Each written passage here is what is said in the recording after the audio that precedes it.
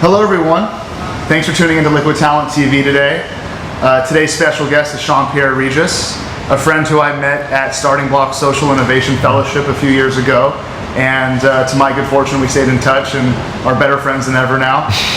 Sean works out of Everyman Espresso occasionally, a local coffee shop that I frequent all the time. The best coffee shop. The best coffee shop in New York City, 13th and 3rd. Check it out. We actually interviewed Sam from it a few weeks ago. Yeah. Why do you love this shop so much? Why do you find yourself there so often? You know, when I first got back from Paris, where I started Swagger, I was searching around New York City to try and find a place that had like really great vibes, but also a place that had Wi-Fi, right? Like these are the two things that I care about always.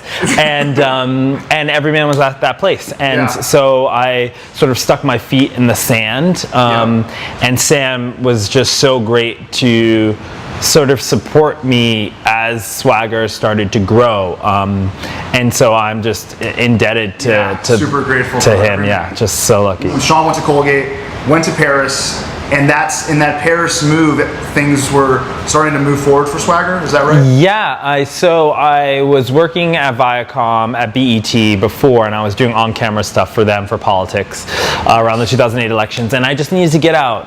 And I moved to Paris, and I knew that I wanted to do something young and cool, and I knew that online was the space for me. But I didn't know what it was going to be, and so I just brought a camera and a computer, started taking pictures of people that I thought looked really cool in the street, and it was a way to, you know, talk to people, to meet people, to learn about the culture. But it was also like sort of like a photo diary of mine. And then it started to grow. These people started to tell their friends they were on this site and whatever, and that's where Swagger really kicked off. So it really started as a street style site for 18 to 25-year-olds. Cool. Yeah. And then it went from Paris to New York. And I moved it back to New York after I saw some traction in 2010, and then started to build it out. So, you know, I was talking to the coolest kids on the street, but aside from what they're wearing, what are they listening to? Who do they want to hear from? You know, what are those voices? What are the stories that they're talking about? And so that's what Swagger does now, is really speaks to the 18 to 25-year-old set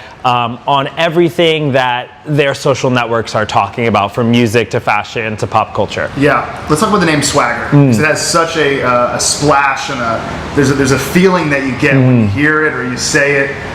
Walk us through the naming and the brand of Swagger. Yeah, so I came up with that name. I didn't come up with the name, but I stumbled across the name Swagger in Harlem in 2009, right before this trip to Paris. Okay. And I was like, whoa, as you said, it's just a word that sticks with you. Somebody had graffitied it onto a wall. And I'm like, oh my God, this is it. Like, Swagger is what I stand for. Like, you know. And so, yeah, I mean, I just called it that. And since it started as a street style site, it was perfect, right? Like, you have the swagger, you caught my eye. Maybe your style's a little bit kooky, but you have the confidence and you're pulling it off. And that's what Swagger really means. And it's grown out to being like, who are the confident kids that we're talking about? Who can stick up for what they believe in and their conviction, whether it's in their clothing or in their personality or in their point of view. Those are the kids that we want to talk to. Do good entrepreneurs have swagger? Is there a oh my God, yeah, line between the two? Of course. I mean, I think that any room that you walk into, you know who has swagger, entrepreneur or not. I mean, there are vibes coming off specific people that you're just like, this person carries themselves like they have authority. I trust them, I believe them, I follow them, let them lead me. And I think those are the best entrepreneurs. That's cool. That's cool. You know, you're so dialed into the 18 to 25 demo. I imagine there's some 18 to 25-year-olds out there watching Liquid Talent TV, thinking about starting a company.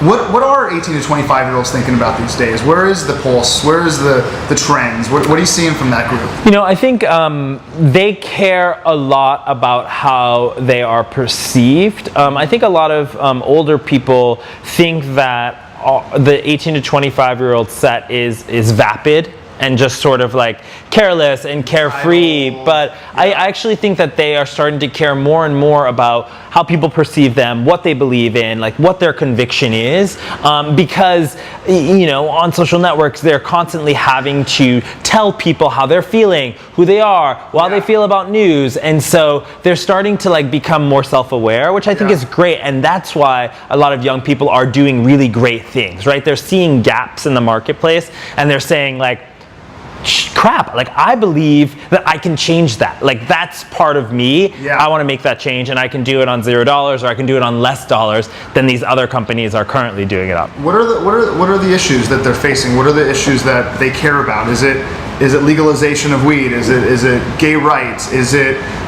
foreign policy and what's happening in the Middle East right now? Or what are some of the things that are kind of captivating their attention? There are so many issues on a global level as to what people are interested in, right? But I think what we see at Swagger is lots of young people caring about equality, and I think that's a goal for so many people, but specifically for LGBTQ youth. The transgender movement is big right now among our audience. You have young people, men, women, transgender, gay, lesbian, straight, whatever, just saying, listen, like why do we care so much about who somebody else is? Let them live their lives. And so I'm seeing LGBTQ issues being a huge thing. Of course, race issues, but photoshopping is important to our youth too. Like, why are we putting these incorrect images and versions of people that aren't real? Like, why are we talking to people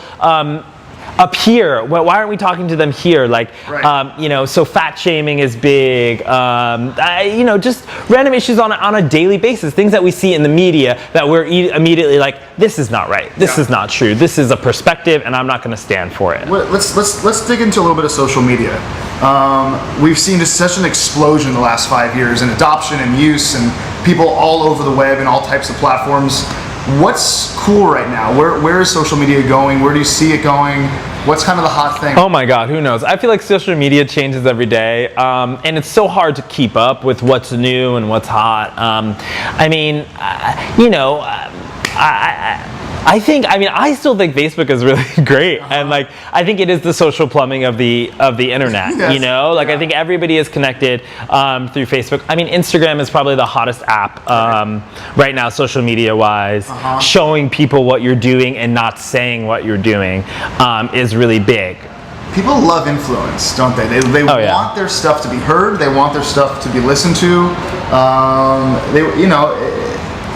Is that okay? Is it okay for people to want to gain influence and have that type of platform for themselves? Yeah, I mean, I think at like a very base level, it's important that people feel like their voice matters. And I think like at the core of what influence is, or wanting to be influential, it's just that. I mean, it's just like, listen, I know now that I am one of 5 billion people, but why not me? Why won't you listen to what I have to say? And I think like that's important. Like what everybody does matter. And sure, some people can't gain an influential following, and so what? But like, I think that valuing each person's voice is important.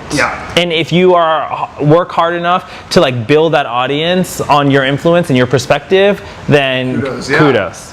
Sian, thank you for joining us. Thank you. You're always a breath of fresh air. And I do feel like my swagger meter goes just a little on 10. bit more. Oh, you're on just 10 now. Just a little bit more when I'm with you. So thanks, man. Thanks for having me. Appreciate it.